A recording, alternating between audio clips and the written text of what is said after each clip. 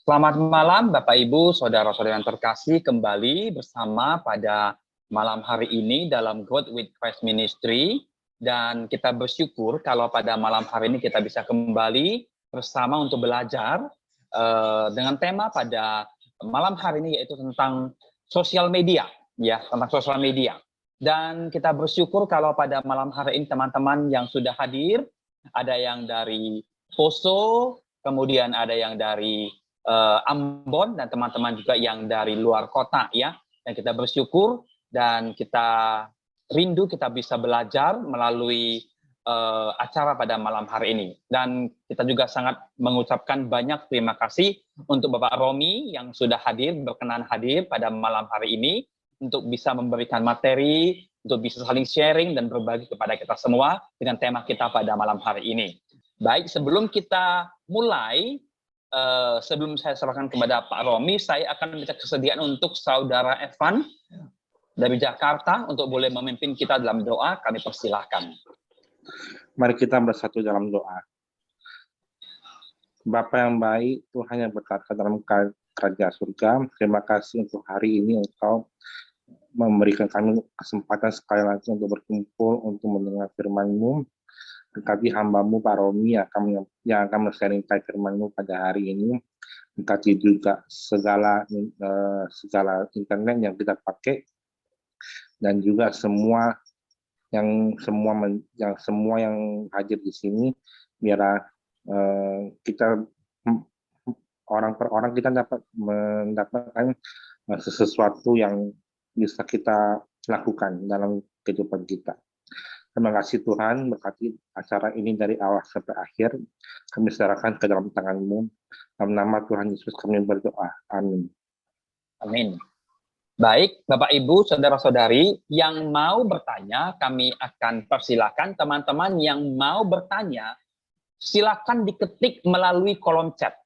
Tetapi kalau mau bertanya langsung, boleh raise hand, tetapi akan dipersilakan untuk langsung bertanya ketika materi sudah dijelaskan semua. Ya, jadi sekali lagi, yang mau bertanya boleh melalui kolom chat, silakan. Tapi kalau mau raise hand langsung bertanya, boleh melalui setelah materi selesai, boleh silakan ditanyakan. Baik, itu saja. Baik, tanpa panjang-panjang lagi, waktu dan tempat kami persilakan kepada Bapak Romi untuk boleh menyampaikan materi pada malam hari ini. Silakan Pak Romi. Baik, terima kasih Bro Haryono. Salam kenal dan senang bisa jumpa di ruang virtual. Saya rasanya tidak perlu perkenalkan lagi ya diri saya, karena apa yang dicatat di flyer sudah cukup menggambarkan ya. Jadi pertama terima kasih, salam kenal kepada rekan-rekan yang ada. Sini ada banyak nama yang saya juga tidak kenal, ada juga yang saya kenal. Jadi kita akan mulai, saya akan share screen.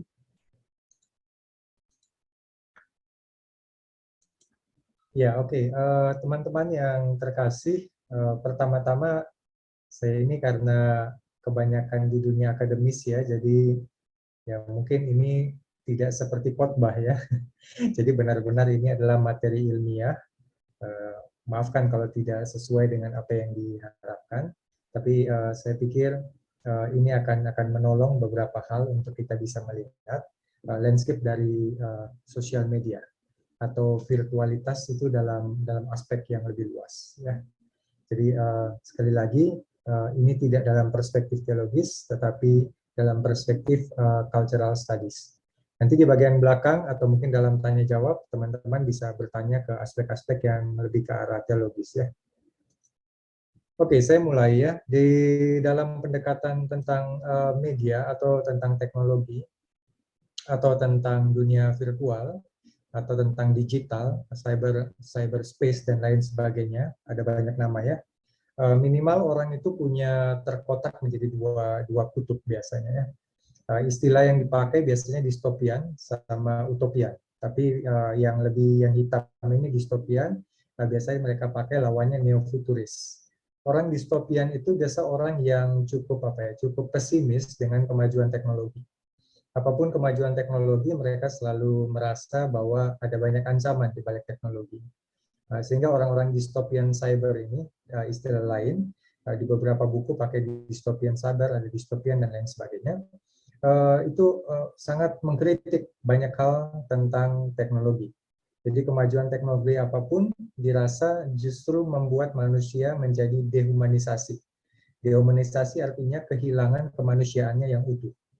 Nah, mereka sangat merindukan dunia tanpa handphone, dunia tanpa teknologi, dan ada idealisme di balik sana.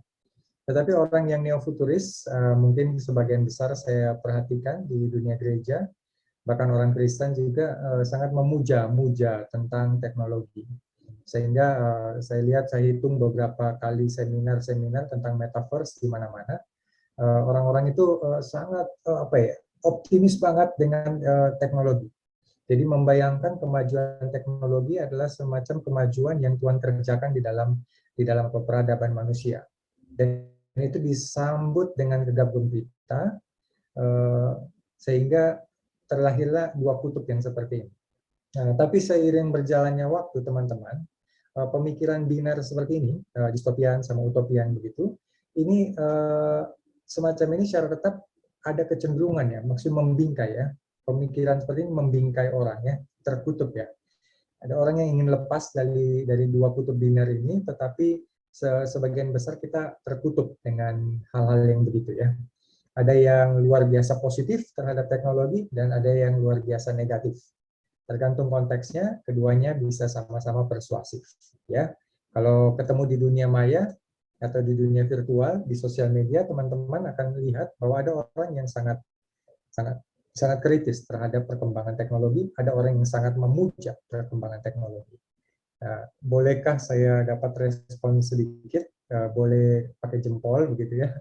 Ada yang saya sebut dulu ya, ada yang distopian di sini, yang merasa teknologi rasanya nggak ada gunanya gitu. Boleh kasih jempolnya, saya pingin lihat ya. Ada nggak orang distopian di kolom virtual ini? Rasanya cuma banyak masalah, ada teknologi banyak masalah, ada handphone bikin banyak repotnya gitu ya. Oke, boleh diturunkan jempol-jempolnya. Yang sangat optimis dengan teknologi neofuturis, coba berikan jempolnya. Oke, thank you ya responnya ya. Oke, paling tidak dalam dua hal itu, cuma saya coba sajikan satu paradigma lain yang biasanya dipakai juga di dalam studi media.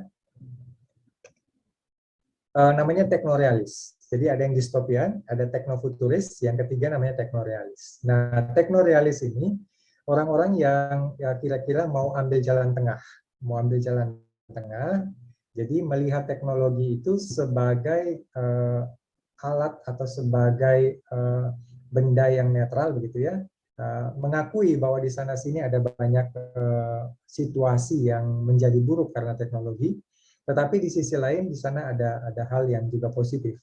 Mereka realistis saja kalau teknologi itu dipakai untuk dihack dan lalu melakukan pencurian, maka mereka akan memperkarakan secara hukum.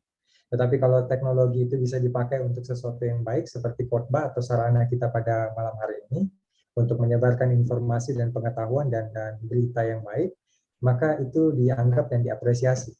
Jadi orang-orang ini selalu mengatakan bahwa kita tidak melakukan berbagai hal di internet, kita hanya melakukan berbagai hal. Nah, ini kalimat yang agak filosofis, tapi saya coba jelaskan ya. Maksudnya begini, kita kadang-kala berpikir dunia virtual itu satu dunia sendiri, lalu dunia real itu satu dunia sendiri kan. Jadi banyak orang yang akhirnya coba dibentur-benturkan antara yang offline dan online ya. Dibentar-benturkan, ada yang distopian, ada yang utopian, saling bentur. Tapi orang teknorealis ini orang yang pikirannya jauh lebih utuh begitu, lebih utuh, lalu melihat bahwa sebenarnya apa yang kita lakukan di dalam internet sebenarnya sama saja kita melakukan berbagai hal seperti yang lain-lain. Jadi kayak kita menggunakan sepeda analog atau menyuci baju atau mungkin memasak makanan, hal-hal yang di dunia real itu ya kita melakukan sesuatu di dunia teknologi sama saja. Itu sesuatu yang alat yang sama saja seperti kulkas, seperti pensil, seperti lampu dan seperti buku gitu ya. Sehingga mereka melihat teknologi itu tidak terlalu melihat luar biasa positif, terlalu mengagung-agungkan itu, tetapi juga tidak melihat itu dalam kacamata yang terlalu murung. Seperti melihat bahwa, oh jangan pakai handphone, nanti terjadi pencurian data. Lalu semuanya takut gitu, tidak mau buka rekening di bank. Kenapa? Nanti datanya tersebar dan lain sebagainya. Sebenarnya kita lakukan aja segala sesuatu dengan realis dan kita melihat itu sebagai bagian dari kehidupan apa adanya. Nah, di dalam teknorealis ini dekat sekali dengan pemikiran, kalau teman-teman belajar, namanya pemikirannya aktor network theory. Ya. ANT ini kalau mau searching di Google, teman-teman akan dapatkan bahwa ANT teori ini kurang lebih memberikan teori seperti ini, bahwa manusia itu hidup di dalam sebuah jejaring gitu ya, sebagai aktor yang aktif gitu ya, namanya aktor, ada network gitu ya. Jadi kita itu terjaring di dalam sebuah jaringan yang luas. Ya, kalau kita hidup itu kan bukan hidup diri kita apa adanya gitu, tetapi kita itu bagian dari saling mempengaruhi dan dipengaruhi. Nah, dalam kondisi berjejaring itulah subjek objek itu lebur. Jadi kalau kita melihat bahwa internet atau dunia virtual itu sebagai bagian objek kita, enggak juga. Kadang-kala kita dipengaruhi oleh bagian-bagian yang virtual itu terhadap hidup dan terhadap apa yang kita maknai dalam hidup ini. Semuanya terhubung, dalam INT mengatakan demikian. Bahkan kalau mau lebih teknofuturis, Andy Clark mengatakan bahwa sebenarnya handphone kita ini adalah bagian dari kesadaran kita. Itu dia pakai istilahnya namanya extended mind. Jadi kalau kita kehilangan handphone ini, kita seperti kehilangan kesadaran kita. Karena catatan-catatan kita ada di handphone ini. Kalau handphone kita ini di rumah, kayak beberapa hari lalu saya handphonenya tertinggal di rumah. Saya pasti balik gitu ya. Kenapa? Karena semua data-data ada di handphone ini. Jadi kalau begitu handphone ini bukan lagi benda yang terpisah, saya subjek dan ini objek. Tetapi ini adalah sebuah bagian yang dikatakan Andy Clark sebagai extended mind atau sebagai kesadaran, perpanjangan kesadaran. Nah, Andy Clark ini nanti akan bicara tentang masalah robotik dan lain sebagainya ya, tapi kita nggak akan sampai ke sana. Tapi intinya bahwa paradigma ketiga teknorealis ini cukup dekat dengan INT ya. Jadi bahwa hidup kita ini dilihatlah apa adanya, tidak usah didikotomiskan bahwa ini dunia virtual dan ini dunia real, ini online, ini offline. Pada kenyataannya ada, tetapi dalam kenyataannya keduanya saling terhubung. Sehingga kita menjadi lebih apa adanya melihat teknologi. Kalau ada ancaman di dalam dunia teknologi, ya kita kritik. Tapi kalau ada sesuatu yang baik dalam dunia teknologi, ya kita gunakan. Nah, itu lebih realis ya, dan tidak perlu mengkotak-kotakan. Kadang-kala gereja ini kan begitu, gereja mana yang paling baik, gereja virtual atau gereja offline, gitu kan? Lalu berantem itu ya. Nah, itu nggak perlu berpikir seperti itu karena paradigmanya sudah shift. Orang-orang di pemikir media, komunikasi dan sebagainya, cultural studies juga sudah tidak berpikir sedikotomis itu. Nah, nanti bisa dicari ya. Buku-bukunya apa? Ini buku-bukunya saya kasih lihat ya. Pionir dari INT itu, aktor network theory itu ya ini, Bruno Latour ya.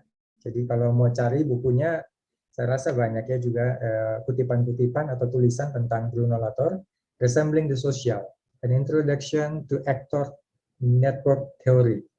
Atau kalau mau yang lebih terkenal yaitu Emmanuel Castal, ini The Rise of the Network Society, atau mungkin James Levin, The Internet and Society. Nah, semuanya ini ngomong bahwa hidup kita ini ya memang di dalam jaringan. Jadi yang disebut masyarakat jaringan itu ya inilah kehidupan kita apa adanya.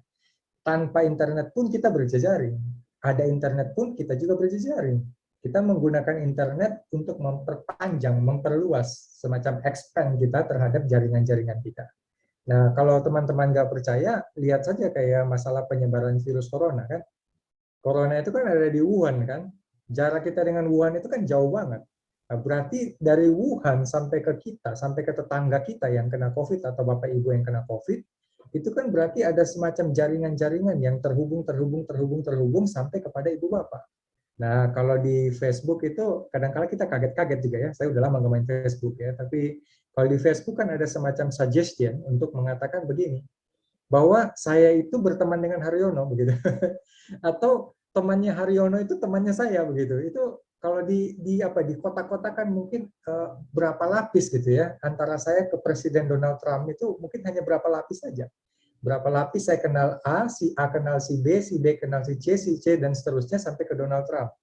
Nah, itu ada teorinya. Jadi masyarakat jejaring itu sekompleks tapi tidak seluas yang kita bayangkan juga, karena semuanya saling terhubung. Ya, jadi manusia-manusia ini dalam kaitannya dengan teknologi ya juga terhubung satu dengan yang lain. Nanti ya kalau ada pertanyaan kita lanjut dulu.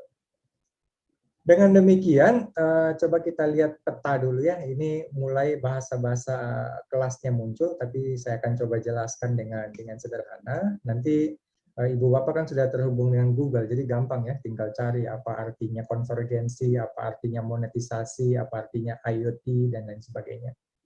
Tapi kurang lebih gini ya, di web 1.0 itu internet itu statis. Kita itu baca ya. Kita baca, kita nggak ngapa-ngapain. Ya, baca. Lalu di web 2.0 tahun 2004 konten itu dihasilkan dari pengguna dan interactivities. Jadi kolaborasi dan saling berbagi. Nah, ini munculnya di 2.0 ini kayak Wikipedia. Nah, Wikipedia itu dikritik banyak. Bagaimana mungkin Wikipedia bisa menjadi ensiklopedia? Karena yang isi itu orang-orang yang katanya belum expert gitu ya. Lalu mereka isi, dan itu semua kolaborasi, orang muncul tulis blog, tulis Wikipedia, memasukkan informasi pribadi, dan lain sebagainya di tahun 2004. Nah, di web 3.0 itu lebih parah lagi ya, bukan lebih parah, tetapi lebih berkembang lagi ya, bahwa web itu disebut web semantik. Artinya, muncul perkembangan dalam bentuk aplikasi-aplikasi yang dapat membaca, menganalisis, dan mengenali data online. Jadi sudah memakai artificial intelligence, sudah algoritmanya sudah semakin matang, sehingga di web 3.0 itu kita akan mencapai sebuah puncak yang disebut dengan convergence. Nah, convergence atau konvergensi ini artinya keterhubungan segala sesuatu itu semakin erat. Ya, keterhubungan segala sesuatu makin erat, semakin terpusat, walaupun pusat sini, tetapi ya orang main Facebook, ya main Facebook semua, ketemu kan? Orang main Instagram, ketemu semua di Instagram. Orang main Twitter, ketemu semua di Twitter. Itu namanya konvergensi. Produsen dan konsumen juga ketemu. Jadi kalau dulu saya mau beli barang, harus beli dari orang keberapa, kedua, ketiga, sekarang saya bisa beli barang dari pembuatnya langsung. Karena dia membuat iklan di Shopee atau iklan di Instagram dia. Nah, itu kan konvergensi ya, sudah mulai terhubung, sudah mulai semakin dekat, semuanya terjejaring. Sehingga di dalam konteks yang seperti ini semua orang masuk kan. Semua orang masuk. Kalau catatannya Chris Becker itu bahwa ada 3,2 miliar orang terhubung di seluruh dunia ini. Ya, 3,2 miliar itu segala macam ya, macam-macam, orang yang baik, orang yang tidak baik, orang yang ideologi kanan, ideologi kiri, orang yang niatnya jahat, orang yang baik, orang yang ingin membuat sesuatu yang positif dan lain sebagainya. Nah, ditambah lagi di dalam sistem yang web 3.0 ini, web semantik ini ada sirkulasi yang disebut monetisasi. Monetisasi itu artinya apa? Semakin Anda terhubung, semakin Anda bisa mendapatkan banyak hal, banyak keuntungan di dalam apa konten yang Anda hasilkan. Contoh kalau Anda buat YouTube, nanti ada monetisasi, Anda dapat duit dari situ. Atau mungkin Anda main NFT, atau mungkin Anda main kripto, atau mungkin Anda terhubung memasang iklan, atau mungkin Anda menjual sesuatu. Nah, setiap konten, atau mungkin Anda sebagai copywriter menulis sesuatu, atau Anda menggambar komik lalu menaruh di sana, dan Anda mendapat keuntungan dari berapa banyak orang yang membaca dan seterusnya. Nah, tidak heran bahwa di dalam tahun 2022 ini membludak informasi itu, karena semua orang menjadi content creator gitu ya. Content creator mengisi segala sesuatu. Belum lagi ditambah IoT. IoT ini namanya Internet of Things. Nanti cek di Google. Artinya piranti-piranti alat yang kita gunakan semakin lama semakin terhubung dengan internet. Contoh ya, jam kita. Jam kita dulu kan jam analog, sekarang sudah bisa connect dengan internet. Atau mungkin kulkas kita, panelnya itu bisa dibuat dalam panel, atau televisi kita, televisi digital dan lain sebagainya begitu ya. Mobil kayak Tesla itu semuanya terhubung dengan data-data digital. Nah, bayangkan di tengah semesta cyberspace itu, atau semesta dunia digital itu, dan banyaknya orang yang terhubung di sana, maka Bapak Ibu bisa bayangkan apa yang terjadi di sana. Nah, nanti kita lanjut ya. Maka apa saja yang ada di ruang cyber itu, ya ada orang yang punya optimisme seperti Barlow ini, mengatakan bahwa ruang digital itu mempunyai kedaulatannya sendiri, di mana orang berkumpul dan negara jangan ikut campur. Negara jangan ikut campur, terus ahli-ahli hukum jangan ikut campur, jangan mematahkan, jangan menghalangi kebebasan berekspresi orang. Ruang sosial bangun sebagai sesuatu yang benar-benar bebas dari tilang. Karena kalau di negara secara real kan banyak aturan ya begitu ya. Orang mau ngomong sesuatu kan nanti bisa ketangkap begitu ya. Tapi kalau di ruang virtual, kamu bisa jual apapun, bisa beli apapun, bisa memposting apapun dan sebagai segala macam sesuatu yang bisa ditawarkan di dunia virtual. Karena sistem monetisasi tadi. Dan kalau mau lihat karakteristiknya, ini saya mensimpelkan, tapi teman-teman bisa lihat di ruang virtual itu karakteristiknya yang pertama, kebebasan ya. Ya pasti bebas. Orang mau ngomong apapun ya bebas, jangan dibatas-batasi begitu kan. Kustomisasi artinya apa? Dia bisa merancang, bisa mengatur, bisa mengcustomize, bisa memilih gitu ya. Kalau teman-teman main PUBG ada yang main game online, teman-teman laki-laki kadangkala avatarnya perempuan kan. Nah, itu kostumisasi. Dan orang senang mengatur seperti itu. Dan permainan-permainan itu semakin hari semakin banyak yang istilahnya di dalam dunia virtual disebut apa? Gamifikasi. Unsur orang bermain, utak-atik dan mengatur segala sesuatu. Di situ kan ada kebebasan, orang tidak mau dibatasi lagi. Terus ada kolaborasi di sana. Nah, hiburan-hiburan berlimpah ruah. Orang kita kadang-kala bingung ya, kok ada video-video yang aneh-aneh begitu ya? Gimana ya mereka merekam? Saya lihat ada video orang pakai baju pocong-pocongan begitu ya, lalu takut-takutin orang, lalu bilang prank, lalu ketawa-ketiwi sampai orang mungkin bisa jantungan begitu ya. Dan itu katanya hiburan gitu ya, jangan dihalang-halangi. Nah, segala macam muncul di situ ya. Nah, juga kecepatan, pola data itu numpuknya sedemikian banyak, terus ada salinan. Salinan itu artinya salinan satu dan salinan lain itu muncul-muncul, ditambah-tambah, dikurang-kurangi. Nah, kalau kita dapat postingan di WhatsApp, kadang-kala tidak berhenti di kita kan, kita bisa sharing kemana-mana gitu ya. Nah, waktu kita sharing, kita bisa tambahkan, kita bisa kurangi, dan seterusnya. Nah, kreativitas di sana berlimpah ruah juga.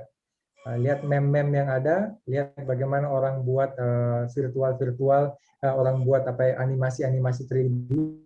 Tadi malam saya nonton American Got Talent, kalau nggak salah, atau ya American Got Talent, tentang orang yang membuat simulasi wajahnya Simon Cowell itu yang juri itu, tiba-tiba dia bisa nyanyi gitu ya, dia bisa nyanyi, padahal yang nyanyi orang lain. Tapi tampilan di medianya itu halus banget, artificial intelligence-nya. Algoritmanya bagus banget. Jadi orang bisa bingung, ini yang nyanyi orang lain, tapi yang tampil di layar kok Simon Cowell gitu ya. Ya itu luar biasa ya. Jadi orang bisa berimprovisasi dengan banyak hal di dunia virtual seperti ini. Ini pendahuluan yang panjang teman-teman, tapi teman-teman sekarang bisa tangkap. Kalau kita bicara tentang kebenaran dan kebohongan, apakah teman-teman bisa membatasi kepalsuan di dunia virtual? Dengan 3,2 miliar manusia di sana, dengan karakteristik dari dunia virtual yang seperti ini, bisa nggak kita membatasi itu? Jawabannya tidak bisa. Kenapa? Karena genetika dari, saya ulangi ya, genetika dari cyberspace itu adalah simulasi. Kita membuat sesuatu, mengkonsep sesuatu, mencitrakan sesuatu, menstruktur sesuatu, mengkolaborasikan sesuatu, menambah, mengurang sesuatu,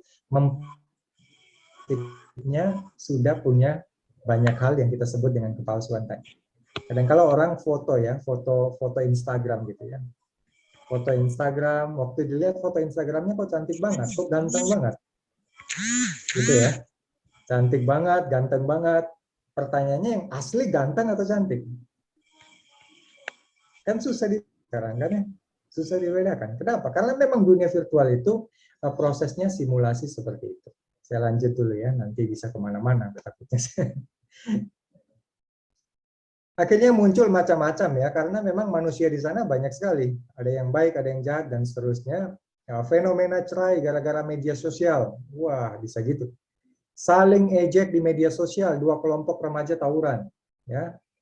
Di PHK gara-gara kicauan di media sosial. gara-gara media sosial bisa picu kekerasan. Ya, ini kadangkala baca berita setengah-setengah, ya udah terpancing untuk bisa melakukan kekerasan. Dan juga kita nggak tahu kebenarannya belum divalidasi, ternyata sudah bertindak. Nah, ini terjadi di dunia virtual. Ya. Dulu informasi-informasi ini susah didapat, tapi sekarang semuanya muncul dengan dekat dengan kita karena konvergensi tadi, membuat banyak masalah di dunia real ini. Atau kasus yang lama ya, ini berapa tahun lalu, sampai bisa menggoncangkan sebuah negara gitu ya. Kasus Arab Spring. Kalau teman-teman baca Arab Spring, ketik saja. Ini soal penjual buah. Orang penjual buah, lalu gerobaknya itu diambil kayak Satpol PP kayak begitu. Lalu akhirnya apa yang dia lakukan? Dia protes karena anak-anaknya butuh makan, lalu protesnya nggak didengar, lalu dia bunuh diri dengan membakar diri di depan gedung pemerintahan. Dan ini memicu dari berita itu akhirnya tersebar ke daerah-daerah Asia Tengah itu, akhirnya negara-negara itu pada runtuh gitu ya. Itu yang disebut dengan Arab Spring, Arab Saudi, Mesir, Libya, Aljazair, Kuwait dan seterusnya. Itu memicu gelombang protes terhadap kasus yang ada di dalam kasus Arab Spring ini. Itu dimulai dari jejaring yang ada di dunia virtual. Nah, ini kasus-kasus seperti ini bisa mempengaruhi kehidupan. Next ya. Oke, dalam dunia media disimpulkan dengan 3 istilah ini. Pertama, hoax. Ya, saya nggak usah jelasin hoax ya. Sudah pasti tahu ya, di sana-sini pasti banyak hoax. Masalahnya kita malas memvalidasi kan.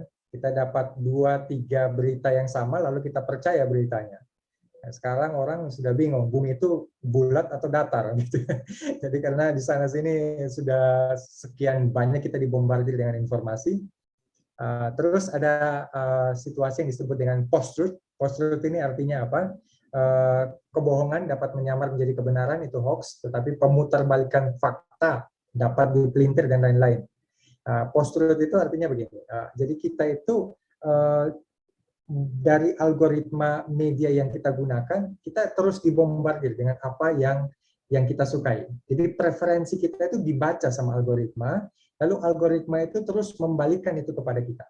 Jadi apa yang kita sering lihat di YouTube itu yang akan disuggest, akan terus distimulus untuk kita buka dan kita baca. Lama-kelamaan apa yang kita baca itu ya di situ-situ saja. Dan kita mempercayai apa yang kita baca itu, yang disebut dengan post-truth ya. Jadi kita mempercayai apa yang baca itu dengan sebenarnya kita percaya banget karena kita terpapar dengan itu sedemikian intensif. Teman-teman pernah nggak buka YouTube lalu compare dengan YouTube temanmu, kok beda ya berandanya? Kenapa? Karena memang bagaimana kita berperilaku terhadap aplikasi A itu akan disuggest, akan direkam oleh algoritma itu. Nah, lama-kelamaan kita akan baca ya itu saja. Nah, itu. Dan itu saja yang kita baca, kita percaya sebagai sebuah kebenaran yang satu-satunya. Itu namanya post-truth. Lalu ketika temanmu datang dan memberikan ide yang berbeda, lain dong, faktanya berbeda, kita nggak percaya. Nah, di sanalah kebohongan menyamar menjadi kebenaran. Batas, ini hiperrealitas ya, batas antara dunia asli dan simulasinya tidak bisa dibedakan lagi. Kita sampai tidak tahu mana yang asli dan mana yang palsu. Gitu. Kenapa? Karena memang di sana itu luar biasa ya simulasinya dan bagaimana media itu dengan algoritmanya membuat banyak hal menjadi tampak sangat nyata. Belum lagi ya kalau dalam kasus Big Brother ini, Bung Besar ini, dalam novelnya Orwellian 1984, ada platform-platform tertentu yang mengendalikan dan menguasai data. Nah ini kadang-kala data-data itu digunakan. Nah saya kasih tahu ya, beberapa waktu lalu saya menginginkan memikirkan sebuah kursi ya, kursi untuk taruh di bagian ruang tamu saya gitu ya. Saya baru pikir, saya mikir-mikir, tiba-tiba muncul sudah di beranda Instagram kursi, iklan kursi, seperti yang saya pikirkan. Saya ngomong sama istri saya katakan saya tidak pernah ketik tentang kursi. Saya nggak pernah searching tentang kursi, tapi kok bisa iklan kursi ini muncul? Itu beberapa kali seperti itu.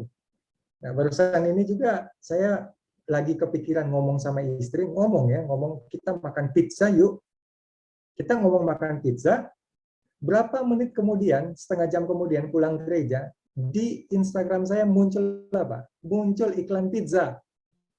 Muncul iklan pizza, saya dalam hati begini, jangan-jangan Instagram ini, handphone ini bisa rekam suara, bisa dengar suara kita.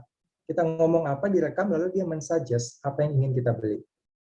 Nah, ini ada meme lucu di sebelah kanan, Andika kangen band, pernah beli di sini. Ternyata tidak, kata tidaknya itu kecil banget ini, warna hitam di bagian tengah. Jadi kalau dibesarin, di situ ada kata tidak. Andika kangen band tidak pernah beli di sini. Kan nggak kelihatan kata tidaknya. Nah, di dunia maya itu permainan seperti ini banyak. Nah, kalau kayak begini, permisi tanya, ini kepalsuan atau keaslian? Ini fakta atau fiktif? Kan bingung kita kan, mau menjelaskan ini dari sisi mana kan? Kalau di dunia real kan bisa ngomong, gitu. Tapi kalau di dunia marketing, di dunia ini antara kebohongan, kepalsuan atau kreativitas. Kan bingung dikategorikannya seperti apa. Ya nanti boleh diskusi ya. Next slide, saya akan slide dulu. Hitler katakan tidak masalah seberapa banyak kebohongan yang kamu buat, tetapi yang penting adalah bagaimana kamu membuat kebohongan itu menjadi kenyataan. Dalam versi lain terjemahannya, berbohonglah 100 kali maka kebohonganmu akan jadi kenyataan. Kadangkala hal itu adalah bohong dan tidak punya data valid. Tetapi karena sering muncul di Instagram kita, di Twitter kita, di sosial media kita, dan divalidasi oleh teman-teman kita, kadang-kala kita jadi percaya kan. Padahal bisa jadi itu hal yang tidak benar. Nah, pertanyaannya, ini pertanyaan kritisnya, apakah kita masih punya kontrol terhadap kepalsuan? Nah, ini pertanyaan yang retoris ya, nggak perlu dijawab ya. Masih punya kontrol nggak terhadap kepalsuan di dunia virtual? Seorang yang bernama Jaron Lanier, ini 10 argumen agar engkau mendelete sosial mediamu. Sudah diterjemahkan dalam bahasa Indonesia, nanti searching aja di Google, bahwa dia mengatakan paling tidak ada 3 poin yang saya catat di bab-bab pendahuluan dia. Dia katakan kita itu kalau bisa jadi kayak kucing. Apa bedanya kucing sama anjing, katanya dia? Kalau anjing itu perlu dijinakkan, melalui mekanisme tertentu lalu dijinakkan. Tapi kalau jadi kucing, kucing itu pintar. Mereka itu datang lalu menjinakkan diri mereka. Artinya apa? Kucing itu punya kendali terhadap diri dia. Nah, dia katakan menjadi kucing itu dalam menghadapi sosial media itu baik. Artinya kita itu punya kendali terhadap media sosial kita. Jangan jadi seperti seekor anjing yang dimodifikasi perilakunya. Kalau dengar peluit, anjingnya datang makan, lama-kelamaan seperti itu modifikasi perilaku. Masalahnya, orang-orang di balik gawai kita itu, ponsel cerdas kita itu, sangat ngerti psikologis. Dan sangat ngerti bagaimana memodifikasi perilaku hidup kita. Apa yang kita suka dan lain sebagainya. Jadi dia katakan, harus punya kesadaran, harus punya kemampuan, otonomi diri, untuk punya kendali terhadap media sosial. Nah, karena di media sosial itu, katanya si Lanier ini, orang-orang palsu ada dalam jumlah yang banyak. Ini bukan cuma orang, betul-betul orang ya, tetapi bot, sistem robot ada di sana. Sistem algoritma AI, artificial intelligence, kecerdasan buatan ada di sana. Agen-agen palsu ada di sana. Pengulas palsu, orang yang memberikan review-review palsu. Jangan pikir nggak ada. Kita kan bilang, wah ini restorannya bagus. Kita nggak tahu ternyata yang isi di bawah semua itu adalah pengulas palsu. Orang yang sedang memalsukan data bahwa oh restoran ini bagus dan seterusnya dan seterusnya. Teman-teman palsu ada di sana. Pengikut palsu, ini pengikuti ya, pengikut palsu ada di sana. Pemosting palsu ada di sana. Penipu lawan jenis palsu yang otomatis sebuah kumpulan aneh dari para hantu. Ini bahasa metafor ya. Tapi kadangkala kalau kita masuk di kolom-kolom aplikasi biro jodoh begitu ya, kita pikir itu orang asli yang membalas, tapi ternyata bukan orang yang balas. Siapa yang balas? Mesin ataupun artificial algoritma yang membalas. Jadi kepalsuan itu ada di mana-mana. Kalau si Jaron Lanier ini orangnya distopian. Dia mengatakan, ya sudah, hapus saja sosial medianya. Karena di dalam sosial media itu akan menimbulkan banyak hal dan banyak masalah.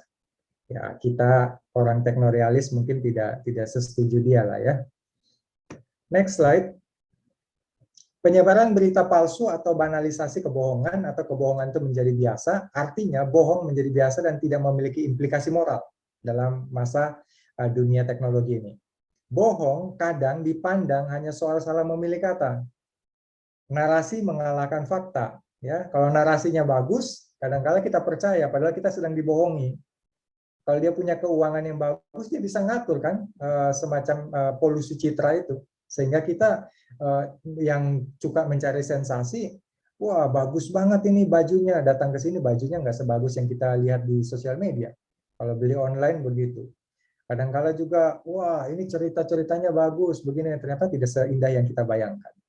Ya, media itu berbahaya katanya Romo Harriet-Moko karena dia dijadikan dasar bertindak dalam kehidupan. Saya kasih contoh saja dalam bidang medis. Teman-teman kalau sakit, pergi ke dokter dulu atau cari informasi di Google? Informasi di Google kan? Benar ya, cari informasi di Google. Cari informasi di Google, Ibu Bapak lihat nggak satu-satu, oh halo dokter dan lain sebagainya. Halo dokter itu kan yang banyak muncul kan? Ataupun informasi dari mana yang teman-teman pakai. Ketika teman-teman dapat informasi itu kan bukan sekedar informasi saja, tetapi informasi itu dipakai sebagai dasar kita bertindak. Nah, kalau pas kita salah baca informasinya, bagaimana menghilangkan jerawat, lalu kita baca di situ, ternyata jerawat bisa dihilangkan dengan meminum apa ya, susu formula atau apa begitu ya. Jadi terus kita bertindak, kita pakai kan itu informasi itu. Nah ini tidak kita harus memikirkan ini tidak sesimpel itu. Ini hal yang serius. Jadi kebohongan-kebohongan di dunia media itu hal yang serius untuk dipikirkan. Next slide ya. Dalam sisi yang lain, ini mungkin case lain tapi saya sampaikan aja, bahwa kondisi dunia media itu seperti penjara atau panoptikon dari Michael Foucault. Dikatakan bahwa apa? Bahwa ada sistem kontrol di balik sana. Ya, Bapak Ibu tidak merasa diawasi. Ada sistem pengawasan yang tidak terlihat di era teknologi ini. Kita diawasi dan kita tidak sadar kalau kita diawasi, itu parah banget ya. Tapi kondisinya begitu. Ketika Ibu Bapak mendownload sebuah aplikasi gitu ya, dan di sana pertanyaan-pertanyaannya kan malas baca kan, setuju nggak, setuju nggak, setuju, yes. Tapi kita nggak tahu, waktu kita setuju ternyata dia minta akses terhadap video yang ada di kamera kita, kamera handphone. Dia minta akses terhadap apa? Terhadap suara yang kita sampaikan. Dia minta akses terhadap data-data kita yang lain. Kita itu diawasi, tetapi tidak sadar kalau diawasi. Nah, sekarang laptop-laptop zaman sekarang, kamera di handphonenya itu kan ada tutupnya. Kenapa? Karena jangan pikir karena tidak menyala lampunya, lalu orang tidak bisa menghack itu, lalu orang bisa masuk melalui media itu, terjaring di internet, dan orang bisa mengawasi kita.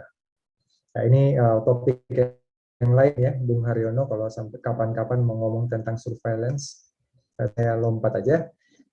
Jadi kalau begitu solusinya apa? Nah ini kan yang ditunggu-tunggu solusinya. Yang pertama, etika komunikasi digitalnya harus jalan. Ya. Literasi digitalnya harus jalan, kecerdasan digitalnya harus jalan, keamanan digitalnya juga. Lalu ini yang banyak digembar-gemborkan sekarang, digital minimalis. Saya mungkin tidak terlalu setuju dengan distopian, tetapi mungkin digital minimalis cukup setuju ya. Bahwa kita tidak membutuhkan semua aplikasi itu kan. Nah, kalau mungkin kita punya sosial media, berapa sosial media yang kita gunakan? Nah, semakin banyak aplikasi dan kita terhubung dengan algoritma-algoritma itu yang juga menuntut perhatian, harus buat ini, buat itu. Kadang-kala waktu kita habis. Kadang habis lihat YouTube, kita lihat Instagram. Lihat YouTube 1 jam, lihat Instagram 1 jam. Lalu nanti kita main Facebook sekian menit, lalu main Instagram sekian menit, habislah waktu kita. Nah, banyak buku yang ditulis untuk mengarahkan kita kepada sebuah perilaku hidup digital minimalis. Nah, ini silakan di-searching sendiri, banyak-banyak informasi tentang ini sekarang ya. Nah, solusi yang saya ambil kurang lebih mirip dengan apa yang disampaikan Romo Harriet-Moko dalam seminarnya. Dia katakan bahwa kita itu perlu menciptakan masyarakat yang melek berita, tercerahkan secara ilmiah, informasinya harus kredibel, komunikasinya terbuka dan transparan, lalu kendali harus di tangan pengguna. Kadang-kala platform itu mengambil data kita, memakai data kita, tapi keuntungan untuk mereka. Nah, di Indonesia kan kesadaran terhadap situasi seperti ini kan jarang sekali, karena mungkin belum ada juga backup undang-undangnya ya. Lagi digodok gitu ya, sudah bertahun-tahun juga belum undang-undang perlindungan data pribadi, sampai sekarang juga Anda tahu juntrungnya kayak gimana. Lalu pertama, kontrak sosial kesetaraan di masyarakat penting.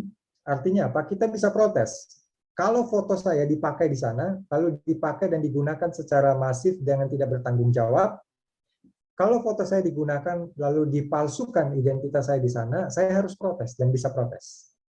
Nah, masalahnya undang-undang melindungi nggak?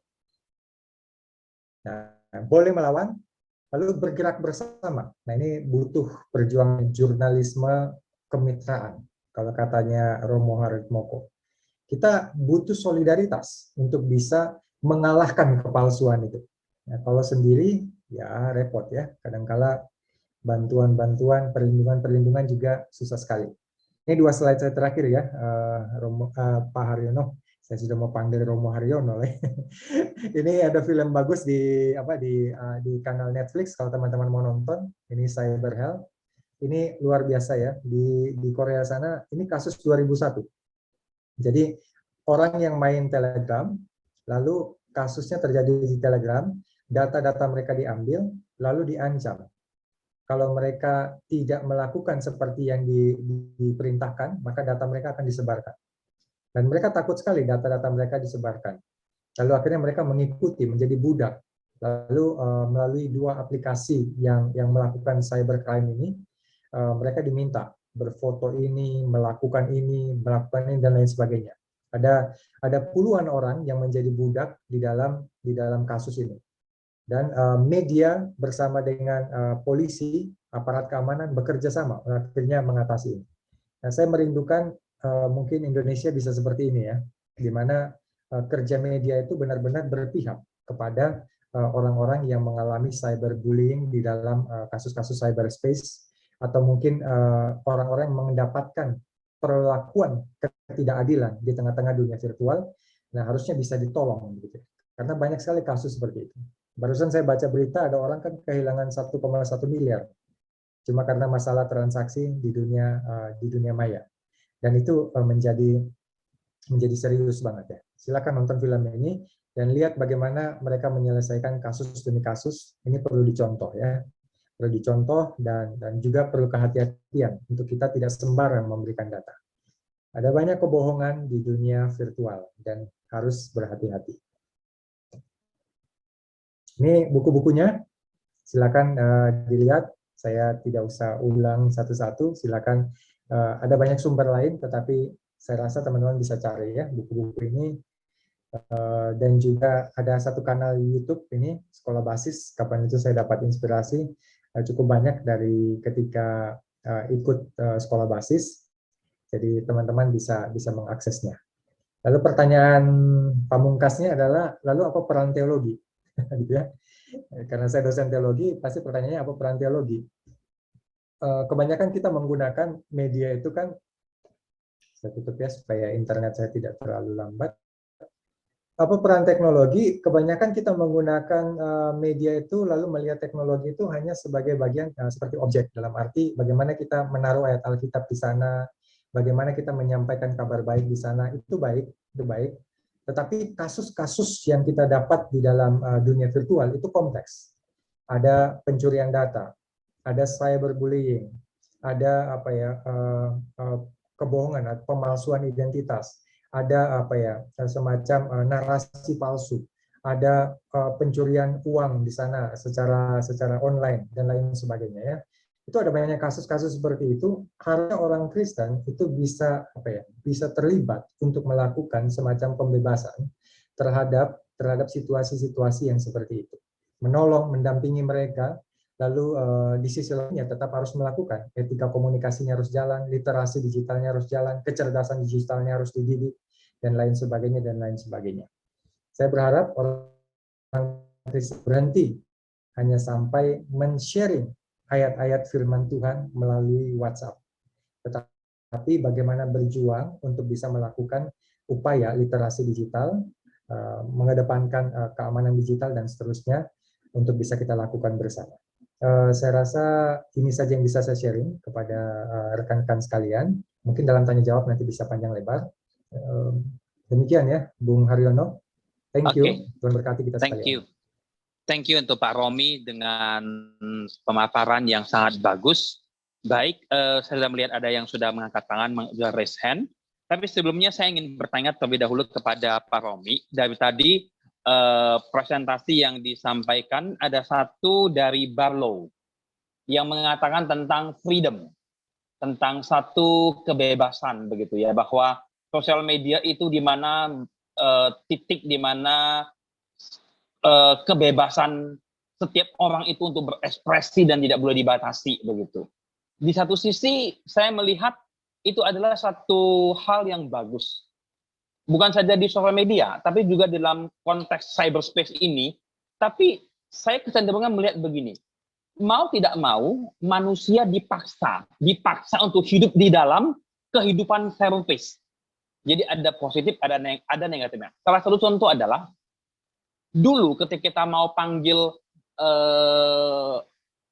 ojek, kita akan panggil di pangkalan. Tapi sekarang kita sudah pakai ojek online begitu. Ini hal yang positif.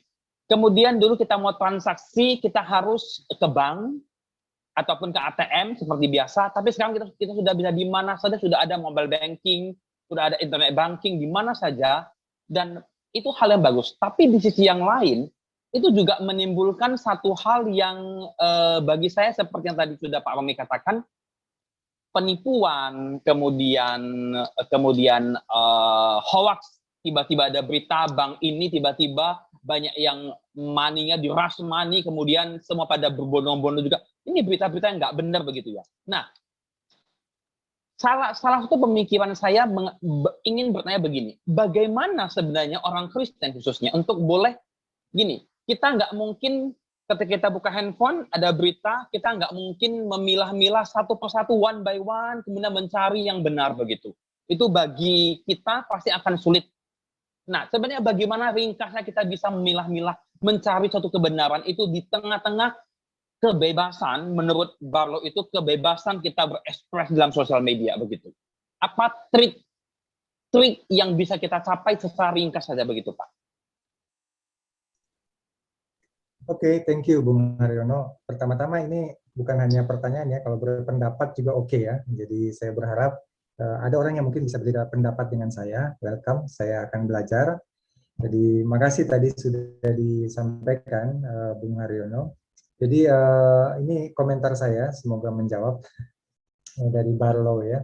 Jadi Barlow itu memang sangat mengedepankan yang namanya demokrasi digital ya. Jadi orang itu bebas karena merasa bahwa demokrasi yang di luar ini juga banyak dipolitisir gitu ya. Sehingga dunia virtual itu sebagai jalan satu-satunya untuk orang bisa dunia yang baru di mana orang bisa lebih demokratis. Tapi kenyataannya kalau mengambil contoh China mungkin agak ekstrim, di mana di China itu kan nggak ada Google ya, nggak ada Google, nggak ada sosial media yang umum-umum itu ya, mereka stop kan. Jadi semua pemerintah yang ngatur, dan dari sekian dan banyaknya di media-media itu kayak Weibo itu akun-akun dari pemerintah itu banyak banget untuk melakukan pengawasan. Jadi kalau kita bilang bahwa sosial media ini artinya bebas nilai, kita keliru juga. Kenapa? Karena platform-platform digital itu mereka punya kuasa terhadap data kita, gitu ya. Dan kita berikan itu kan, kita berikan akses itu dan mereka punya kuasa. Jadi tidak senetral yang kita pikirkan, ya. Kayak tadi ojek online itu kelihatannya bagus, tapi kalau baca buku-buku tentang buruh digital itu mengerikan sekali, ya. Bagaimana kesejahteraan mereka, apakah diperhitungkan, jaminan-jaminan mereka diperhitungkan dan seterusnya gitu ya. Jadi sangat baik cara berpikir Bung Haryono, sudah cukup dikotomis ya. Sudah cukup komprehensif tadi ya.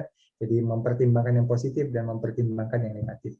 Lalu kalau ditanya apa triknya, bagaimana memilah yang palsu dan yang asli gitu ya. Nah, itu juga pertanyaan saya tadi kan. Apakah mungkin kita masih bisa membedakan mana asli dan palsu di tengah dunia virtual? Etikanya adalah simulasi. Ya. jangan-jangan kita itu sebenarnya apa ya? Memang ya hidup dengan kepalsuan ini. Hidup dengan kepalsuan. Contoh ya, kayak kita beli sabun gitu ya. Kita beli sabun kan terpengaruh media kan, terpengaruh media. Lalu kita percaya bahwa sabun itu akan memutihkan kita atau membuat muka kita hilang jerawat. Kita percaya kan? Ya, tapi kita sedang dibohongi, kita juga sadar itu. Lalu kita bertindak dengan segala macam konsekuensi yang ada. Jadi kalau ditanya apakah masih bisa kita menemukan keaslian dalam pengertian keaslian yang hakiki di tengah konvergensi dunia digital ini, jawaban saya nihil. Ya. Kesulitan sekali. Lalu apa yang harus kita lakukan ya tadi? Tinggal mengembangkan etika komunikasi digital, literasi digital, keamanan digital yang harus benar-benar akurat dan lain sebagainya. Jadi memang susah memilah-milah ya. Ya mungkin kalau contoh kayak berita, saya kasih gini ya, tawaran gini. Sebelum sosial media ada teori dari Carl Gustav Jung, nama teorinya persona. Ya, persona itu artinya orang yang pakai topeng. Jadi kalau kita berjumpa ini, kadangkala kita itu kan pakai topeng. Tidak semua keutuhan diri kita dibuka. Itu namanya persona.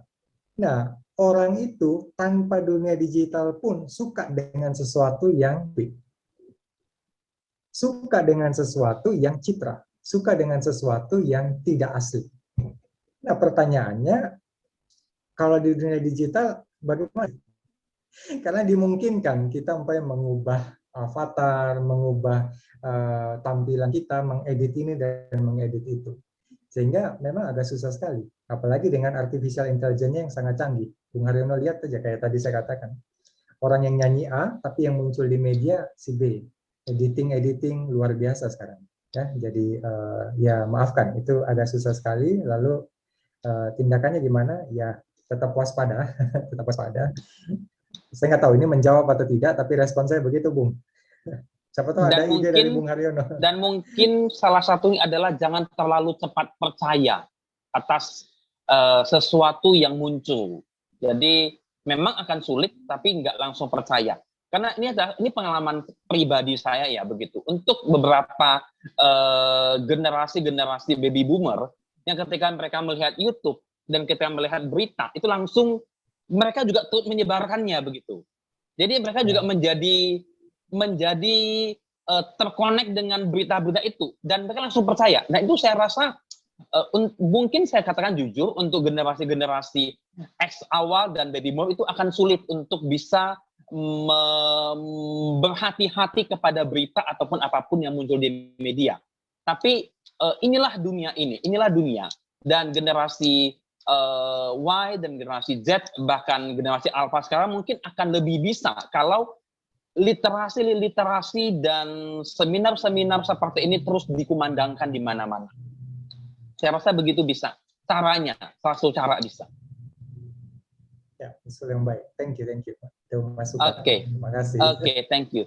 Silakan Pak Ibu yang mau rindu untuk sharing, mau bertanya, mau berbagi. Khususnya kita melihat fenomena media sosial sekarang yang kita nggak bisa bedakan mana asli, mana palsu, mana kebenaran, mana adalah sebuah kebohongan. Bahkan kebohongan pun sekarang sudah menjadi seakan-akan benar ketika disampaikan. Oke. Saya ada pertanyaan dari Ibu Basaria Lumban Gaul yang sudah muncul di chat. Etika digital apa saja yang harus dilaksanakan sebagai pemakai media sosial media? Nah, itu dia, Pak. Etika apa saja yang harus kita tanamkan, harus kita kembangkan sebagai pemakai medsos ini, Pak? Oke, thank you Ibu Basaria. Halo, salam kenal ya. Nanti kalau bisa komen kalau saya kurang menjawab. Kalau etika komunikasi digital atau etika digital, mungkin ada banyak aspek ya. Kalau dari sisi religious studies juga ada perkembangannya. Jadi orang-orang teolog juga banyak ngomong tentang itu. Minimal kita itu menyampaikan sesuatu yang benar-benar tervalidasi, kredibel, ya, kredibel, bisa dipertanggungjawabkan, dan open access artinya suatu saat ternyata apa yang kita sampaikan itu salah, keliru. Kita harus terbuka untuk bisa memverifikasinya. mengklarifikasi itu kembali. Kebanyakan orang begitu kan, ketika salah, oh ini cuma salah pilih kata, oh ini begini-begini, tapi tidak mau bertanggung jawab. Nah, di dalam digital ethics, hal itu penting ya, untuk bisa melakukan transparansi juga penting. Transparansi dan menggunakan teknologi seluas-luasnya untuk kesejahteraan bersama tadi ya, untuk kemasyarakatan umat atau apa, untuk kebaikan bersama begitu ya. Jadi bukan membuat orang rugi, dirugikan, lalu membuat orang lain menjadi insecure, membuat mungkin orang lain menjadi terhina dan lain sebagainya. Kalau mau dipakai standar moral Kristen, mungkin ya segala yang baik ya di Filipi itu ya, segala yang baik, segala yang manis, segala yang sedap didengar dan seterusnya, yang suci, yang baik itu disampaikan. Jadi mungkin bisa digabungkan ya, etika Kristen dengan etika digital, tapi dalam etika komunikasi banyak hal yang bisa dikembangkan lagi. Saya nggak tahu ini menjawab atau tidak, tapi boleh Ibu Basaria kalau mau respon. Silakan Bu Basarnya kalau mau merespon. Kemudian saya ingin bertanya kepada Pak Romi. Undang-undang ITE pada saat ini sekarang sudah bisa membuat kondisi yang cukup, saya bilang aman enggak ya, tapi tetap ada juga kebocoran di mana. Tapi undang-undang ITE ini apakah sudah bisa menjaga enggak? Menjaga hoax lah, berita bohong, kemudian yang lain, kan ada undang-undang ITE, penyebaran fitnah dalam sosial media. Apakah sekarang saat ini di Indonesia sudah bisa menjaga itu nggak Pak, kira-kira? Saya nunggu sebenarnya ini Bung Hareno, Undang-Undang Perlindungan Data Pribadi ya, jadi Kominfo dan seterusnya nanti bisa cek, itu terbuka untuk umum kok. Jadi memang banyak pertimbangan lah untuk hal-hal seperti itu.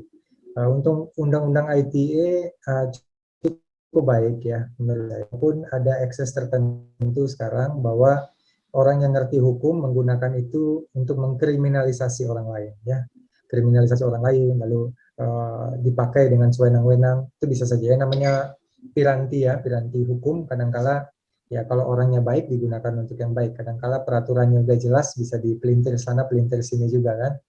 Tapi cukup mengerem lah ya, cukup mengerem untuk orang tidak sembarangan menghina presiden atau tidak sembarang untuk berkata-kata kotor di komentar, kolom komentar dan lain sebagainya. Nah, jadi kebanyakan orang ya itu tadi tarik menarik antara orang bilang ini demokrasi digital, orang bisa bebas ngomong apapun, dengan ini harus dibatasi ya, harus dibatasi. Jadi kalau dibatasi kebebasannya di mana? Nah, di mana ya ini tarik menarik lah di dalam semua teori media seperti itu. Cukup baik lah Bung Haryono, saya lihat Undang-Undang ITE. Mungkin harus direvisi lagi karena ada banyak hal yang akhirnya dipakai untuk ketidakadilan lah ya, kasus-kasus tertentu. Oke, thank you Pak. Sekarang ada Pak Ido Sinaga. Pak Ido silakan Pak untuk di-unmute, silakan bertanya langsung dengan narasumber kita pada malam hari ini. Silakan Pak Ido. Malam Pak. Begini Pak Romi, saya berangkat dari satu fakta bahwasanya kalau kita lihat, katakanlah transaksi global begitu Pak ya, itu kan kalau di ekonomi itu, kalau kita ekspor impor itu kan kita misalkan membeli belanja itu kan dengan standar dolar untuk bisa bertransaksi secara global itu. Nah itu, jadi standarnya dolar. Pada waktu kita berbelanja dolar, pemerintah berbelanja dolar gitu. Jadi dolar itu juga satu komoditas yang didagangkan sebenarnya. Nah, ketika dia didagangkan itu, pemerintah kan beli dolar ya, atau uang asing. Jadi dari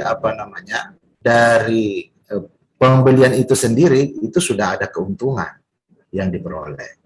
Dan itu jumlahnya, dan itu transaksi itu global untuk negara-negara yang superpower ya, seperti Inggris, Amerika, yang mata uangnya dipakai sebagai standar global. Dari transaksi itu saja mereka bisa memperoleh ribuan triliun dolar. Jadi kekayaan yang bukan main, luar biasa, berlipat ganda. Itu saja masih jadi pertanyaan bagi kita bagaimana mengejarnya, ya? Karena dari transaksi global saja mereka itu sudah memperoleh sampai ratusan ribu triliun dolar. per tahunnya.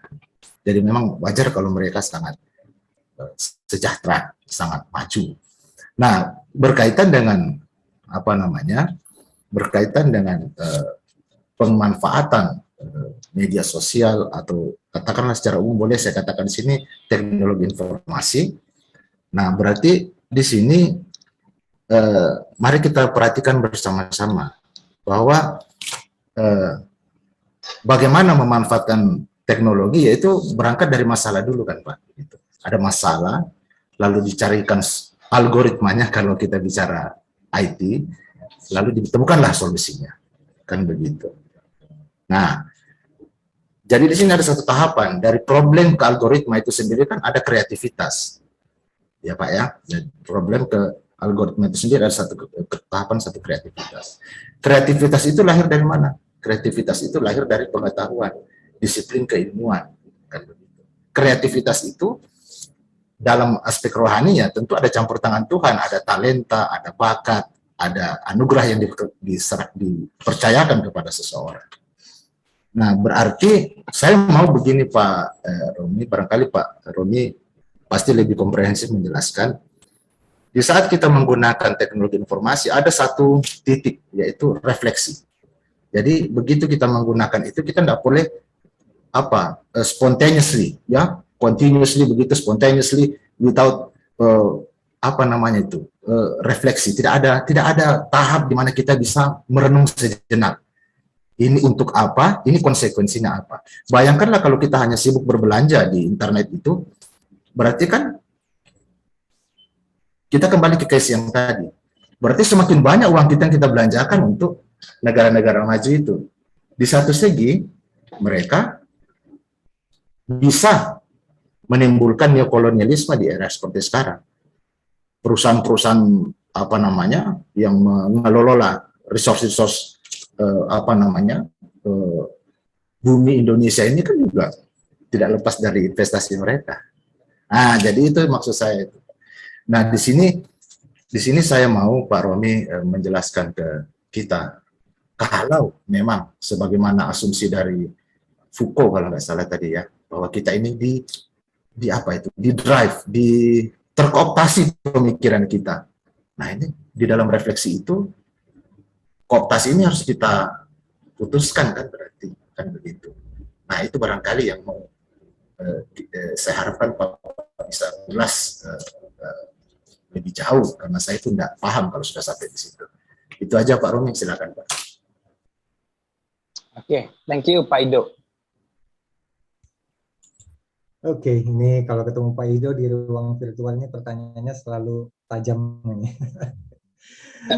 Ya, saya bisa komen berapa ya Pak Ido. Pertama, begini ya, untuk masalah refleks atau refleksi begitu ya, katanya Yasraf Amir Piliangnya, jadi kita itu jangan refleks, artinya cepat-cepat, tetapi harus berefleksi. Tapi kasusnya begini, dunia teknologi itu ada teori yang namanya pemadatan ruang, Pak Ido. Artinya pemadatan ruang itu waktu itu berjalan dengan sangat padat, ya, sangat padat. Apa yang terjadi di Amerika bisa kita lihat di sini sekarang, dan semuanya itu terpadatkan menjadi apa ya? Menjadi sebuah kondisi di mana kita itu gamang, ya, gamang dan mau tidak mau merespon, menjawab WhatsApp, menjawab Facebook, menjawab, mengetik komentar di YouTube. Ya, jadi benar itu penting ya, semacam kecerdasan untuk melambat ya. Kalau dalam bahasa teman-teman di Unpar itu namanya slow Sofia. Jadi kecerdasan untuk melambat di tengah pemadatan ruang yang sangat rush ini ya. Jadi nggak harus kita selalu ngikut-ngikut. Kalau kita naik motor tiba-tiba orang yang WhatsApp kan nggak harus dijawab di tempat kan. Kita harus bisa nunggu. Tapi bisa rasakan bahwa hati kita gelisah kan, ingin menjawab. Nah, itu hati kita gelisah ingin menjawab, berarti kita itu sebenarnya sudah terkooptasi dengan polusi kecepatan itu. Nah, ini karena kita memang dekat dengan algoritma dari genetika virtual itu seperti itu. Ya, kita tergesa-gesa, semuanya menarik kita untuk halo, harus jawab, harus respon, harus balas gitu. Kalau tidak dibalas, orangnya marah gitu. WhatsApp nggak dibalas, semuanya marah gitu. Padahal refleksi itu didapat kalau dia slow. Kalau dia sangat cepat, kayak kita naik mobil, lalu kita lihat pohon-pohon di luar itu kan cepat banget, itu berefleksinya jarang. Berefleksi itu kan didapat kalau kita lagi duduk-duduk diam minum kopi, itu kan waktu kayak terhenti gitu ya. Terhenti lalu kita bisa berefleksi, immerse, melihat sesuatu, mengendapkan sesuatu. Nah, ini komentar saya tentang refleksi. Lalu kalau untuk masalah global itu ya, masalah global itu ini ya persoalannya, ini persoalan masalah kolonialisasi data ini juga penting untuk dipikirkan. Buku yang dialektika digital atau 2 buku sebelumnya punyanya Agus Sudibyo itu dari Kominfo itu bagus banget. Jadi kalau di luar negeri itu ada kasus ternyata orang itu melecehkan orang lain di YouTube begitu ya. YouTube-nya itu dituntut, platformnya itu harus bertanggung jawab. Kalau platform digital itu melakukan semacam ketidakadilan terhadap usernya, ya itu bukan tanggung jawab user, tapi tanggung jawab platform. Nah itu kan tidak ada di undang-undang kita ya, katanya Agus Sudibyo. Nanti silakan baca. Tapi saya setuju dengan apa yang disampaikan. Sehingga yang terjadi ya begitu, ya terkooptasi kita, terkooptasi, diawasi ya. Dalam kasusnya SBY, seingat saya juga kan SBY pernah disadap juga ya, pernah disadap gitu ya, dimata-matai oleh Australia dan lain sebagainya. Nah, dalam kasus yang sangat aman begitu aja pun bisa tembus, apalagi kita ini cuma konsumen-konsumen kayak begini. Jadi segala macam masuk, data-data kita udah kemana aja kita sudah nggak tahu gitu. Dipakai untuk apa, dijual di dark web, data BPJS juga udah entah kemana ya, dan lain sebagainya. Nah, jadi saya tidak sedang menebarkan ketakutan, tetapi justru kesadaran seperti ini penting. Kalau tidak sadar, berarti kita terhipnotis ya. Terhipnotis dengan segala macam pesona yang ada di dalam dunia media. Tapi kalau kita sadar seperti ini kan kita butuh kehati-hatian. Oh iya, tidak selamanya saya harus pakai aplikasi itu. Jangan-jangan aplikasi itu ada begini. Nah, kesadaran seperti itu yang saya rindu muncul. Ya, kesadaran, kecerdasan digital lah, istilah lainnya.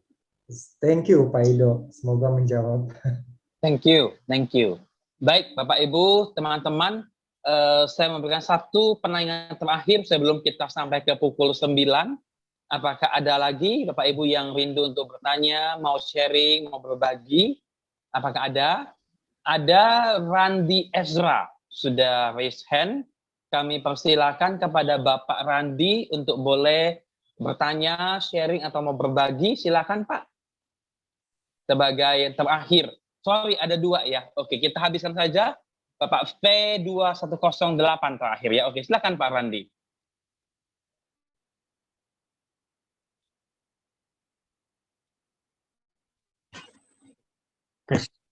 Oke, sudah.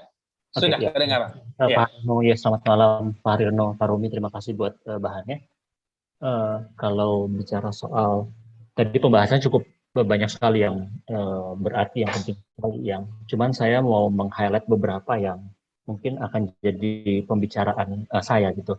Kan kita berada di dalam era disrupsi ya. Kalau kita bilang bahwa kalau kita mundur biasanya kemajuan itu sekarang ini kan cepat ya. Jadi 10 tahun, 1 dekade itu kalau kita mundur ke belakang penggunaan internet belum masif di Indonesia, sekarang masif. COVID membuat jadi lebih masif lagi, dan akhirnya kan informasi itu kan banjir ya, bahasanya bukan sekedar banjir, sekarang istilahnya tsunami data gitu. Informasi menjadi luar biasa ke kita, yang kita nggak tahu dari mana datangnya dan kita nggak tahu arahnya kemana. Dan tadi juga dibilang bahwa di balik itu ada orang yang mendrive sebenarnya, ada si pemain.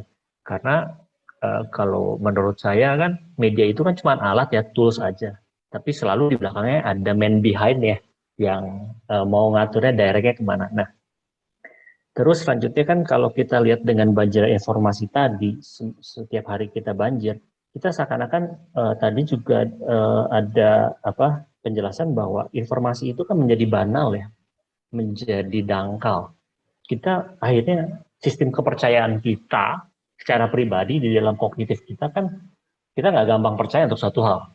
Tapi ada somehow beberapa orang yang nggak malas untuk berpikir, itu ya terima mentah gitu kan. Dia nggak melakukan proses penelaahan, jadi ya main share aja. Tadi Pak Haryono bilang generasi X dan baby boomer melakukan hal itu, tapi generasi di bawahnya sudah terbiasa untuk bisa mengolah.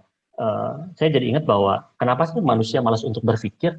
Saya ingat Jung bilang bahwa thinking is difficult, that's why people judge gitu kan. Jung sendiri yang bilang tadi menyinggung hal itu.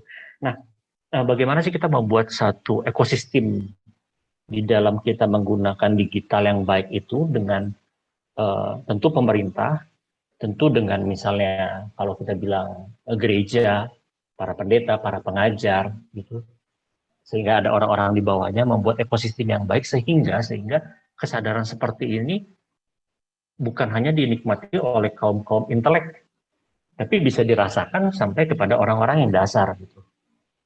Tentu tinjauan ini kan bagi orang-orang urban yang terbiasa dengan masa pandemi dengan COVID ini kan menggunakan Zoom, ada webinar, ada ini, ada itu kan, ya cepat tercerahkan. Tapi di luar sana kan dengan banyaknya penduduk Indonesia sedikit sekali yang bisa memiliki ekosistem ini. Ekosistem artinya suatu sistem yang ternetworking juga kan. Nah, jadi pertanyaan saya adalah dari ini semua adalah bagaimana sih kita membuat suatu sistem tadi, networking tadi, suatu ekosistem sehingga banyak orang terangkat kesadaran, bukan kepada elitisasi orang-orang tertentu yang memiliki data informasi ataupun kaum intelek yang ada sekarang. Nah, kurang lebih itu aja. Terima kasih Pak Riono, terima kasih Pak Romi, Tuhan berkati. Thank you Pak Randi. Silakan Pak Romi untuk boleh menanggap dan menjawab. Ya, thank you ya Bung Randi ya. Itu memang saya kadang-kala geli ya orang bicara metaverse tapi ekosistem digital kita nggak jalan bagus ya. Pemerataannya juga parah banget ya. Jadi untuk pendidikan aja orang-orang cari sinyal harus naik pohon kan di kampung-kampung itu kan. Itu terus mau ngomong metaverse yang headsetnya aja harganya sekian dan mahal dan seterusnya begitu. Jadi memang betul ekosistem digital itu selain ekosistem digital, pemerataan digital juga harus dikembangkan dan memang butuh pemerintah, stakeholder yang besar untuk bisa ngatur itu. Ya, mungkin cocok banget baca buku-bukunya Agus Sudibyo, Bung Randi akan lihat itu karena Agus Sudibyo itu juga orang di pemerintahan. Ya, dialektika digital itu buku-bukunya cukup banyak. Ada 3 buku ya kalau dia tulis itu. Memang betul ya. Itu penting ya untuk pemerintah. Karena begini, dalam skala bisnis juga ya, skala bisnis orang-orang yang melek teknologi, dia bisnisnya luar biasa kan, kapital yang dia dapatkan. Dan itu kan menimbulkan ketimpangan kan dengan orang-orang yang tidak punya akses terhadap digitalisasi dan lain sebagainya. Ya, dan orang-orang yang punya kapital seperti itu, punya penguasaan data seperti itu, mereka serta-merta bisa melakukan banyak hal ya. Menstimulasi data dan lain sebagainya, menggunakan data, analisis data lalu untuk kepentingan mereka. Nah, ini panjang lah kalau kita ngomong masalah ekosistem digital, tetapi betul. Jadi hal itu harus diperjuangkan. Catatan saya satu, Bung Randi, bahwa kayak dalam kasus Arab Spring ya, dalam kasus Arab Spring itu masalah yang di Asia Tengah itu perubahan itu muncul dari ya, muncul dari satu orang tukang buah yang konfrontir pemerintahan lalu meruntuhkan sekian negara, sekian pemerintahan yang ada di sana. Jadi globalisasi ini juga muncul dengan sisi lain namanya globalisasi. Jadi lokal itu bisa punya andil untuk bisa punya power untuk bisa melakukan itu. Kalau masuk ke dunia sosial media, kita akan temukan Bung Randi itu banyak aktivis digital ya, cyber ya, yang biasa mungkin akan dipandang rendah ya, kayak disebut dengan SJW ya, social justice warrior begitu ya. Jadi tapi itu punya power ya. Jadi kita punya semacam jejaring yang besar untuk bisa umpamanya protes terhadap sampah yang ada di Kota Bandung contoh, atau protes terhadap kebijakan ini dan kebijakan itu. Dan itu kalau dimobilisasi itu bisa memberikan respon terhadap platform atau merespon terhadap pemerintahan yang ada. Kayaknya panjang nanti kalau kita diskusi, kapan-kapan lah ketemu lagi. Thank you Bung Randi, itu komentar yang menarik ya. Terima kasih. Gitu aja saya komentarnya dulu masalah waktu.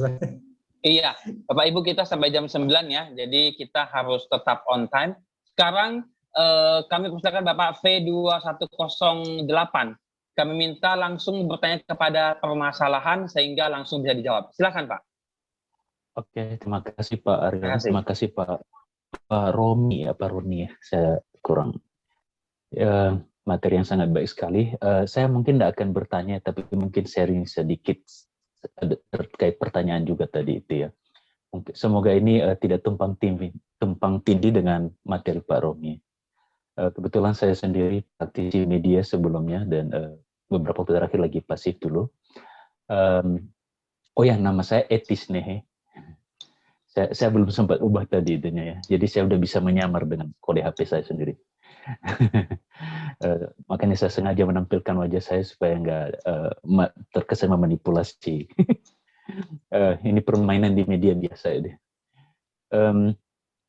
Saya sendiri pernah media sebelumnya dan saya sendiri pernah punya pengalaman selain jadi jurnalis, pernah jadi pengalaman jadi konsultan media salah satu bakal calon presiden beberapa tahun yang lalu. Saya tidak perlu sebut ya.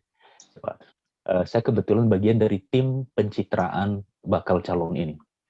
Dan mungkin kalau saudara-saudara mendengar sedikit gambaran ini akan punya gambaran nanti kenapa kita nggak boleh mempercayai begitu saja apa yang kita baca, apa yang kita dengar di media sosial itu terutama gitu ya. Nggak ada informasi, nggak ada pencitraan yang tidak berasal dari fabrikasi. Ya, tidak ada informasi yang benar-benar murni datang begitu saja gitu ya. Nah ini terkait beberapa waktu terakhir ini kan heboh ya, dan beberapa waktu yang lalu yang nanya ke saya, apakah kita akan berada lagi dalam situasi mencekam seperti 2017 Pilgub dan 2019 yang kemarin dengan polarisasi seperti itu, dan banyak bertanya ini hamba-hamba Tuhan juga. Dan saya bilang kepada mereka tergantung termasuk kalian para hamba Tuhan seperti apa bersikapnya, karena setahu saya juga dan dari pengalaman saya selama beberapa polarisasi yang banyak ini kan orang-orang hamba-hamba Tuhan itu juga bagian dari yang ikut bermain dalam menyebarluaskan informasi-informasi hasil fabrikasi tadi.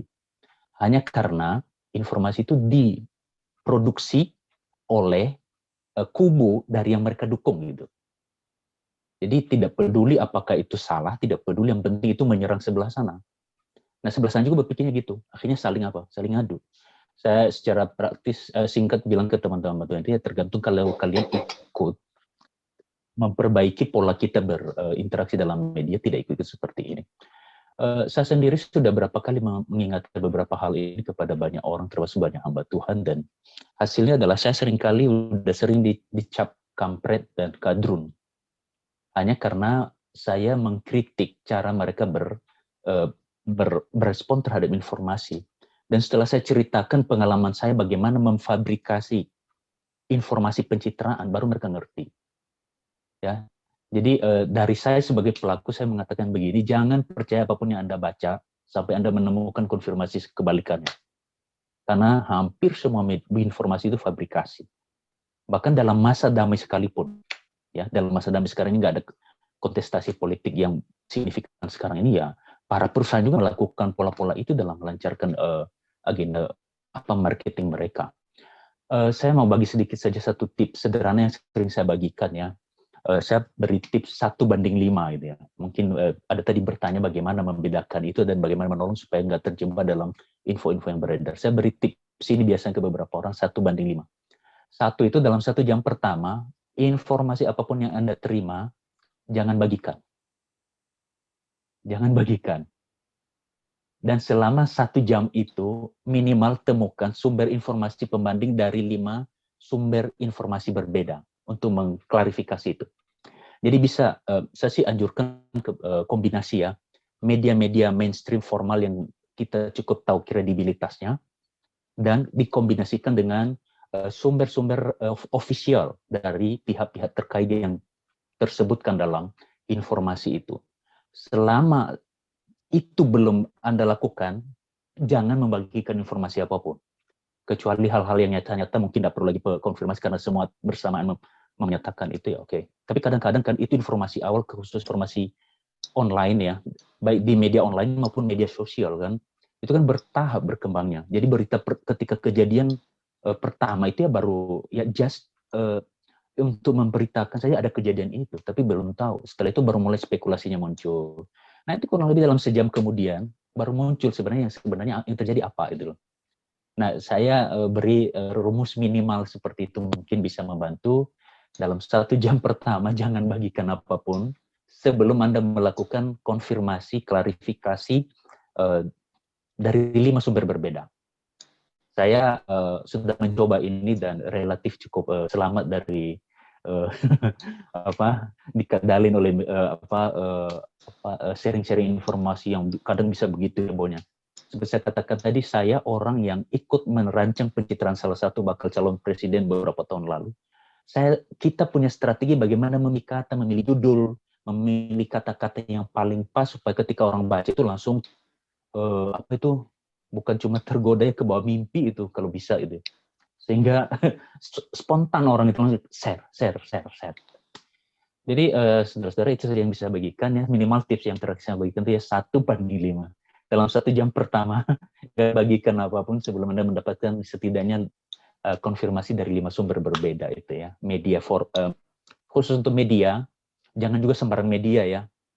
Jadi media-media yang kredibel ya, media mainstream yang kredibel, saya anjurkan itu dan kemudian plus sumber-sumber dari sumber-sumber official. Kan beberapa pejabat, perusahaan ataupun lembaga negara kan sekarang punya akun-akun official, website official dan lain-lain. Itu bisa di cross check di situ. Itu saja yang saya bagikan Pak Romi dan Pak Haryono. Semoga membantu melengkapi dan tidak mengacaukan materi Pak Romi. Thank you. Terima kasih. Terima kasih Pak. Pak Romi kan Pak? Thank you, Bung. Namanya siapa tadi lupa saya. Saya Etis Nehe namanya. Ya, Bung Etis, thank you. Saya senang ini, malam ini ada yang memberikan solusi. Saya ini cuma mengurai masalah. Jadi Bung Etis sudah memberikan solusi. Itu praktis banget dan baik. Komentar saya sedikit aja Bung Etis, bahwa yang paling susah itu kita itu terkooptasi dengan kondisi, biasanya kalau disebut data itu valid ya.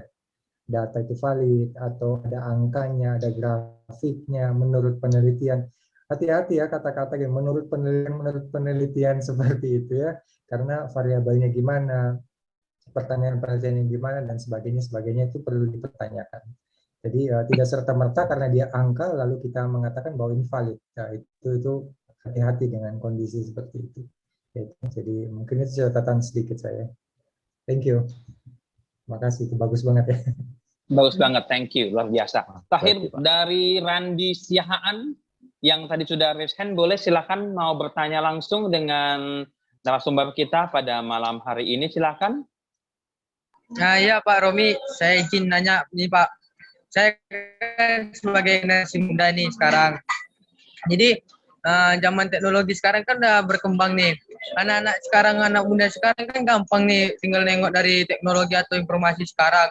Karena kan anak-anak sekarang zaman muda ini baik di dalam sekolah, SD, SMP, SMA atau kuliah sudah mulai malas belajar karena ada efek dari teknologi nih.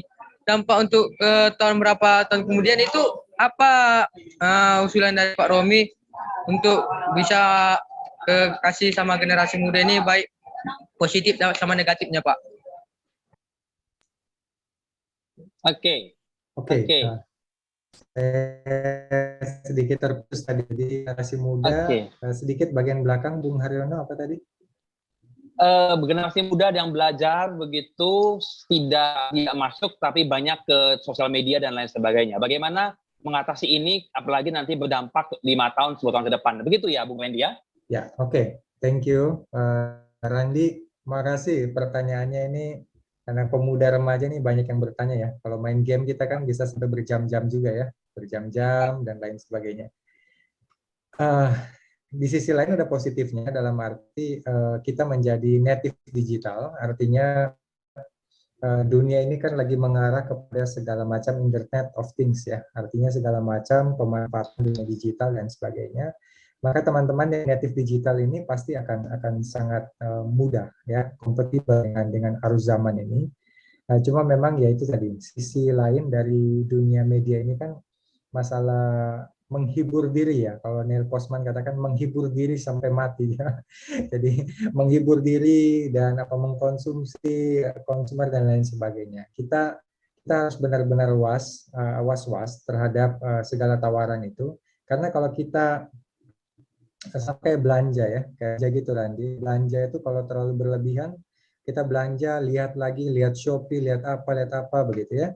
Nah, kita pingin terus kan, karena memang algoritmanya memicu kita untuk melakukan itu. Kayak dalam game online kita dibuat penasaran terus untuk masuk ke dunia-dunia baru.